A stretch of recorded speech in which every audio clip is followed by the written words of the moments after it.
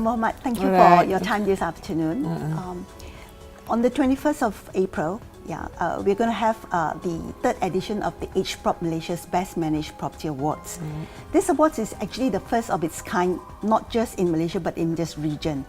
And very happy that EdgeProp is undertaking this.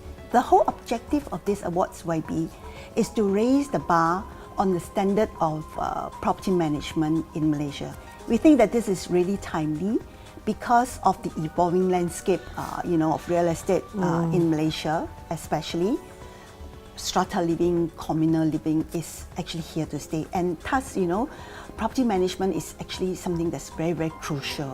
What are your thoughts, Yang Muhammad? Are you with us on this? Yeah, Alhamdulillah. I think this is another aspect of assessment of property that we have to look into, because as opposed to the traditional and conventional type of giving awards by design, by state of the arts, and by all these fancy things, I think the basic of it is taking care of the property. It's very important. Yeah. So because if you have all the good infrastructure or good development, but we don't keep it well, it's not worth it. It comes to be a wastage. So therefore, property management is very important, which we are emphasizing, especially among the lower income group, the B40. The more reason you have to learn how to look after your property, because you want to teach them how to appreciate asset in terms of property. Then you're able to take care of your property, make it, maintain it, and then it will give you a better price. And then when you want to upgrade value yourself, creation, you want to graduate yourself, then there is value to it. And when, of course, if community is able to take care of the property, it will reflect on the mentality of the nation as a whole, and the quality of the nations. And people, when tourists come to the country, they see that our buildings and all these things are being taken care of. It gives us a good image, actually. Right now, are you happy with the level of property management practices? Not really, because especially among the lower income group, it's not up to the mark. But the middle, even the middle class, probably they are T20. It's well taken care of because of the fact that they have money. Probably they get people to do it for them, so they don't have to do it themselves. But by nature, they are a bit more exposed and educated. Therefore, they take care of their properties. But other than that, they are really missing, and especially in this current situation, where about 73% Malaysians are staying in strata. So in this and the number is growing. It's going to grow. So therefore, the more reason we have to look into this area of property management. Might be a very interesting point, but I just want to share with you some feedback, from the judging process that we have undertaken in the run-up to this award. You'll be surprised that some of the really iconic buildings in town, residences, they are actually not quite what we expect them to be. And we think that, the consumers, being of that level, they should know what it's all about, but sadly, that's not quite the case. Hence, that's the reason for us having this award, to educate them. If Malaysia were to aspire to perhaps ensure that we become a destination for international real estate investment, certainly this is something that we need to look at. Because it goes beyond just residential. We are talking about offices. We are talking about, say, industrial. We are talking about medical centres. As long as buildings. Exactly. Exactly.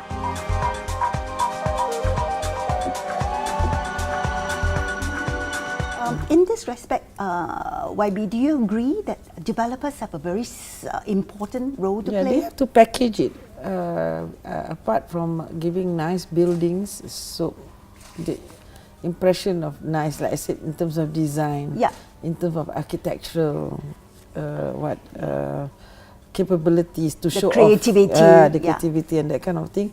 They have to package with the property management, whether it's practical or not. Because sometimes design might not be practical, in terms of how to take care of that. It's not sustainable and that kind of thing. And it may cost them more money in terms of upkeeping of this. I mean, the more creative is your design, I think the more money you got to spend. So that goes with it.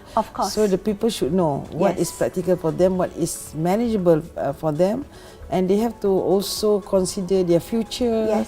investment in Correct. terms of their future expenses, Yes. they have also to take that into consideration. Of course, actually. yes, yes. Yeah, absolutely, YB. This is exactly what we are trying to do, to educate the public that, hey, when you buy a 6-star building, are you prepared?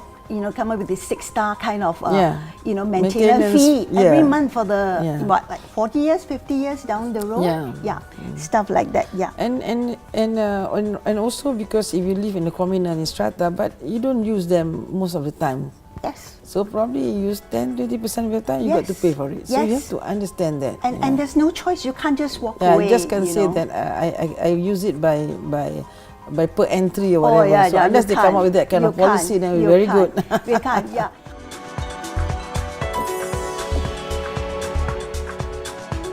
The other takeaway that we have from the judging of these awards so far, YB, is that we find that security and safety issues are actually areas that really need to be looked into, because again, a lot of assumptions are being made.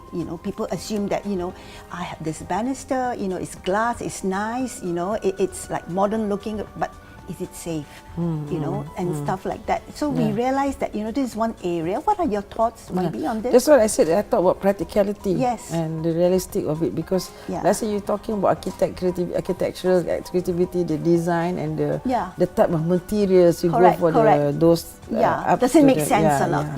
So it might be not necessary to be applicable in that situation for anybody for that matter. So the developers have to be more practical, and they don't think about just bringing in the so-called up-to-date materials, up-to-date design. Because it sounds sexy, right? Yeah, that's right. But in actual fact, when you have it, it's not sexy anymore. It can be real problematic at the end of the day. That's right. To taking care of it is not easy.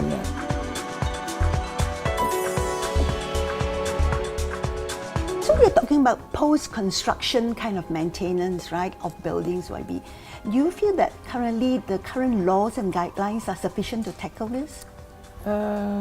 Actually, like I said, but if you're talking about the upper income, probably it's easy. But then I have to look. KPKT is looking at the reviewing back the Strata Management Act and plus the COB structure. So we are looking to that, because we see that is the whole structure of COB and the Strata Management Act there's a mismatch, and they are not put in place properly. They are not in line. So I find it's very tough, because the problems that are being faced out there, it seems to be repetitious, and it can't be solved there and then, because the COB is not empowered in one hand, and the Strata Act is a bit complicated. It has to be simpler and easy to make decision and easy to take action on. I see. So what's in your mind, YB, moving forward, what do you plan to do about this? Moving forward, in terms of looking after the property itself, KPKT is looking into forming this body where we have a management team to assist in, or not to assist, to take over the management of our buildings, especially the PPR homes, especially the B40 homes. So because you want to make sure the upkeep of these buildings are maintained, and therefore we can save money, expenses when there are more lives too. Save money, save life, because more damages means more money spent and that kind of thing. So we are looking into putting that in place.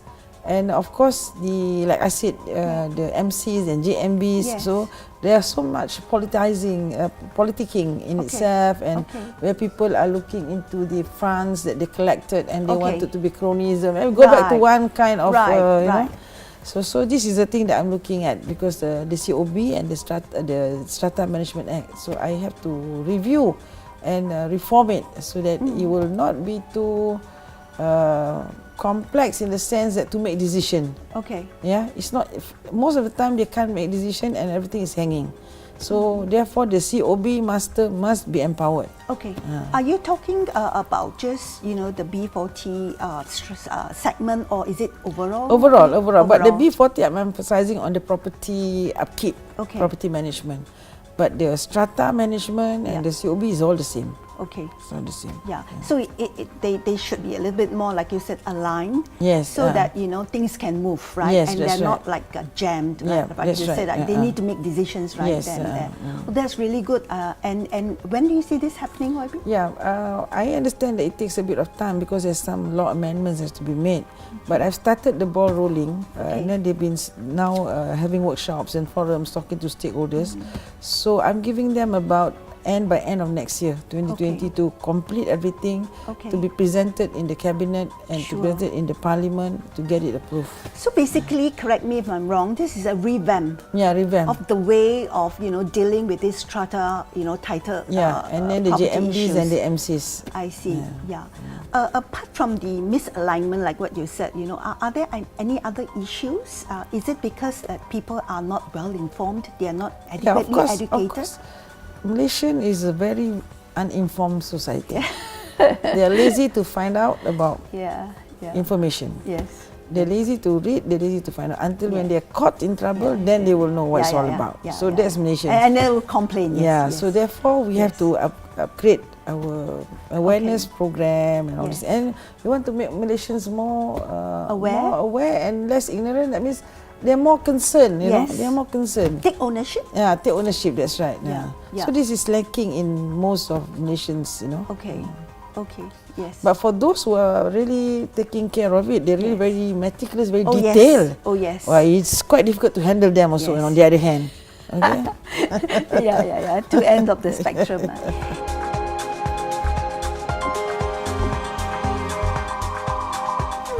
Another area, very interesting that, we have encountered, when we went to the ground and did the site visits for this award, we find that the indoor air quality of a lot of buildings actually is lacking. And the danger is, indoor air quality is something that we don't see, right? We take it for granted, right? We always think that pollution is outside, but it's not necessarily so. When we sleep, it's indoor, right? Yes. And the air we breathe is actually indoor bad. circulation. Yes. Yeah. And I'm not sure whether the government intends to or have the has any plan to incentivize developers, maybe to upgrade themselves in this area. Maybe there's this area that we have to look into, because I don't think there's any law, there's any guidelines on that, because ventilation is very important. Yes, it is. So in-house ventilation, but we take it for granted, right? That's right. But if the old Chinese style of construction, they have feng shui. Feng shui talking about the air movement, you see, the wind movement and the air movement. Therefore, your life will be healthier. So that. But I think in harmonious, modern architecture, they don't practice that to see where the wind coming in low. But at least they should look into the ventilation, proper ventilation. And I feel that for my B40 homes, I want a veranda for them, so that is an open space looking out, so that they can have fresh air at least to come in. So, but now I see most of the buildings are very closed up building, closed up apartments. Everything must be closed because everything must be private, everything must be exclusive, So I think we have to look into this concept of, getting more fresh air. And increasing ventilation. And fresh air that's really fresh, because a lot of times we assume that it's fresh.